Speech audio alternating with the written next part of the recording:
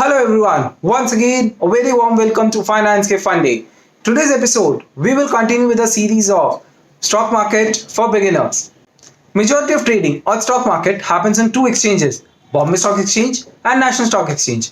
Bombay Stock Exchange was founded in 1875 whereas National Stock Exchange was founded in 1992 and began trading in 1994. Both exchanges follow the same trade mechanism, trading hours and settlement. Settlement typically happens on T plus 2 basis, which means a trade which is executed on Monday will be settled on Wednesday. In beginning of 2020, BSE had almost 5,500 companies listed, while NSE had close to 1,800 companies listed. All major companies are listed on both the exchanges, NSE and BSE. BSE may be the oldest stock exchange, but in terms of volume, NSE is the biggest stock exchange in India. Trading at both the exchanges happen through an open limit order book. A computer matches the orders given by the buyers on one hand and the prices quoted by the sellers on the other hand. And once the trade matches, the execution happens.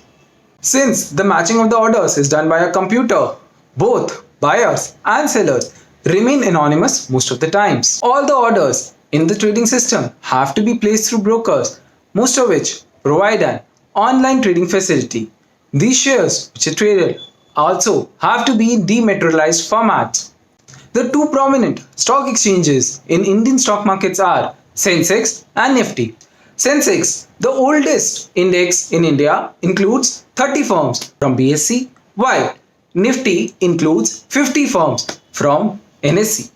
Indian stock market is regulated by SEBI, which stands for Securities and Exchange Board of India. In a circular, SEBI had classified the stocks listed on the three exchanges into three parts: large caps, mid caps, and small caps. Large caps are those companies which are top 100 companies based on free float market capitalization, and these companies are considered to be relatively safer for investing.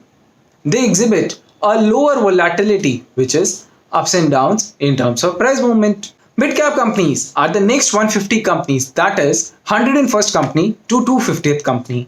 Small cap companies are all the remaining companies, that is 251st company onwards.